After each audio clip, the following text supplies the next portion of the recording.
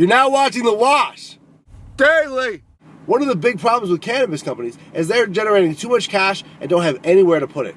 The banks can't take their money, and the federal government is now worried that they're not going to be paying their taxes. They're worried about money laundering as well as a potential danger for any of these cannabis shops, and they're surprised that they haven't had more problems with people robbing them.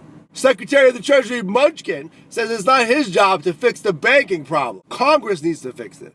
What's going on is the cannabis companies can't put their money in the banks because the banks are being held responsible by the federal government for engaging in illegal practices if they work with a cannabis company, as the federal law does not allow for cannabis use in the country.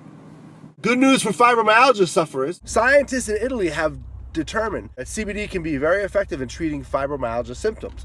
One of the biggest ways it can help is with helping the patients to sleep and achieve a higher quality of life. This isn't the first study of its kind. There's been several, but this is certainly good news for those folks because at this time, it's a bit of a mystery on how to treat fibromyalgia.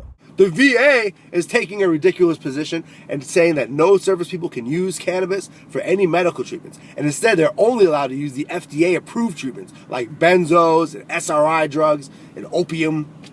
It's criminal behavior on the part of the federal government where they're not allowing people to be healthy and find treatments that work for them, that are proven safe and are proven effective.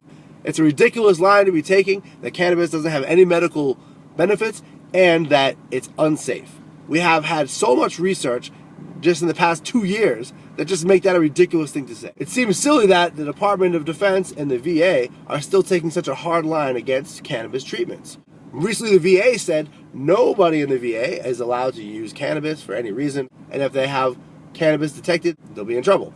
They're allowed to take all the drugs that Big Pharma is putting out, that are so much more dangerous than cannabis and have so many more detrimental side effects, including addiction. You know, we have a huge addiction problem here. CBD has been shown that it's an appropriate replacement therapy for the destructive drugs. Thanks for watching The Wash Daily.